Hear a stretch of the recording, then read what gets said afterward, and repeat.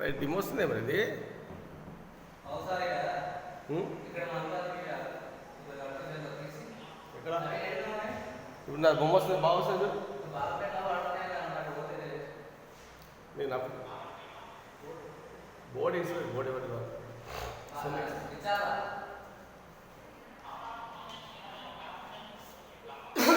For the second semester purpose, so animal kingdom is basically classified into two main groups: chordate, non-chordate. Non-chordate are classified into three main groups: urochordate, cephalochordate, vertebrates. So now I am discussing about the vertebrates are further classified into main categories. One is the one is cyclostomata. What is Agnatha, Gnathostomata. Last class discussed about the Agnatha type study, cyclostomata general characters. So now I am discussing about the Gnathostomata. Gnathostomata are further classified into five main categories. So one is the fishes, amphibian, reptiles, birds and mammal. The today topic is the general characters about the fishes. So fishes are very important organisms in the animal kingdom. So because of these are completely aquatic animal. All the fishes are aquatic mode life is living. First character. The study of fishes is called as ichthyology. The study of fishes is called as ichthyology. So generally these fishes are in the Silurian period. So extinct osteodermy.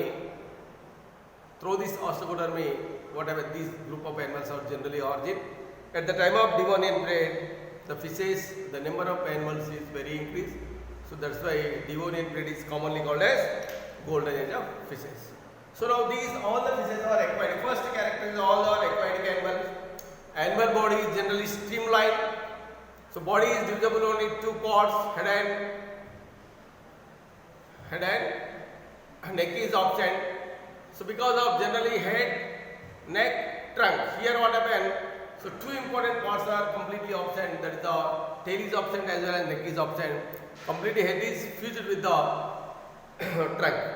So because of when the animal is living in the aquatic media, if the neck is there, so through the neck whatever head is moving here and there, animal cannot get strength. On that purpose, neck is absent. Direct head is fused with the trunk. So this kind of fusion is very easily facilitated, easily moving in the water medium. So these fishes animal body skin is contain the numerous mucus glands. So mucus is produced through the mucus gland.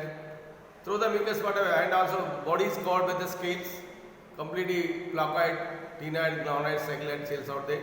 So complete body is covered by the scales. So one is the mucus glands is there, covered by the scales. So generally the locomotory organs are present in the form of fins. Fins are two different kind of fins out there. There are unpaid and paid fins. So generally pectoral and pelvic fins are generally called as the paid fins. Remaining three, what is the remaining three? Dorsal, ventral and caudal fins are called as unpaired fins. So this caudal fin is useful for the changing of the direction. Pectoral and pelvic fins are generally useful for the swimming purpose. So these are the locomotory organs. So an endoskeleton and exoskeleton system is generally made by cartilage as well as the bones. Endoskeleton system is made by the cartilage. Some are made by cartilage. Some other animals endoskeleton is made by bone in nature also there. So generally digestive system is very properly developed. The teeth are belongs to the polyphyodont. Polyphio means when the animal body generally teeth are present on fixed on upper and lower jaw. Polyphyodont. What is the polyphyodont? Many times replaced by the teeth are losing, gaining, losing, gaining. Numerous times animal losing and gaining takes place. This kind of teeth are called as dentition is called as polyphyodont. So generally all are homodont type of dentition is that all the teeth are physically as well as structurally functionally similar in that. That's why they are called as homodont teeth are there. So and acrodont is also present. So the teeth are polyphio homo acrodont type of teeth are present in the fishes. So and also generally in the fishes the heart is called as venous heart.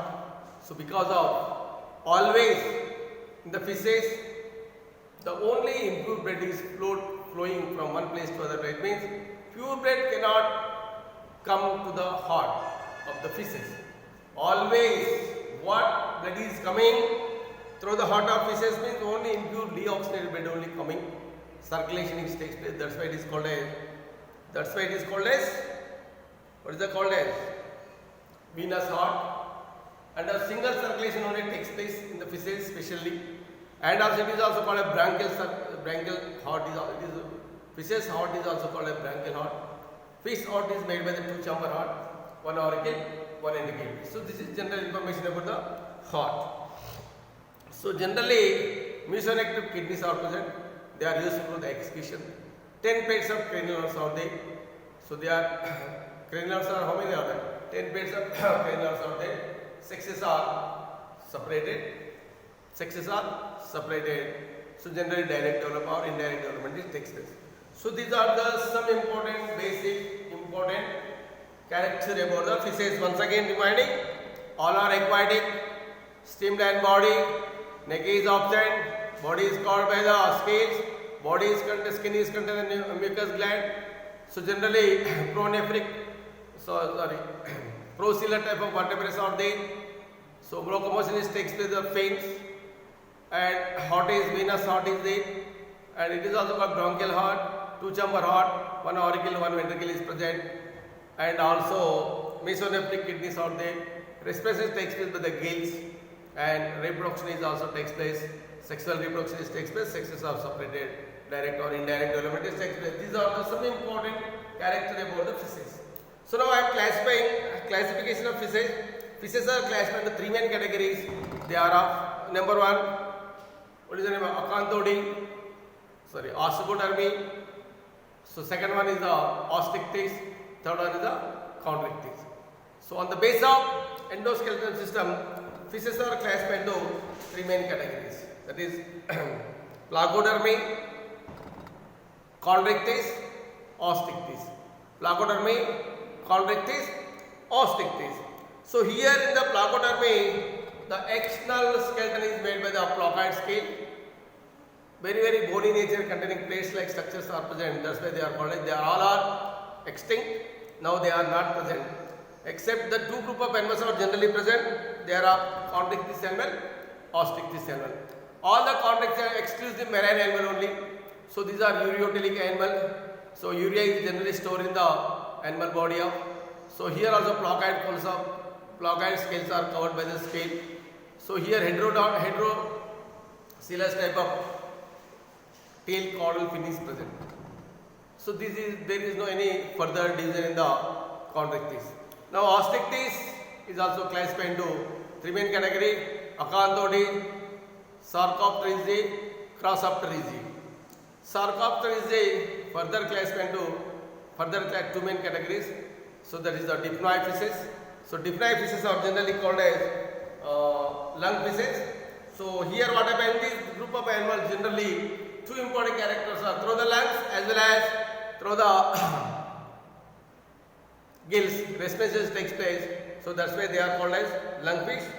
Lungfishes are generally uncles of amphibian. So why? Because of they are close related animal. The fishes are origin, the amphibians are origin through the extinct Placodermy fishes. So that's why lungfishes are called as uncles of amphibian. So now these group, what is the last one? Osteichthyes. Osteichthyes are further classified in three main categories: Chondrosteae, Telosteae, Holosteae. So these are the general broad classification about the fishes. So these are the classification and general character of fishes. Next I'll discuss type study of Scoliodon.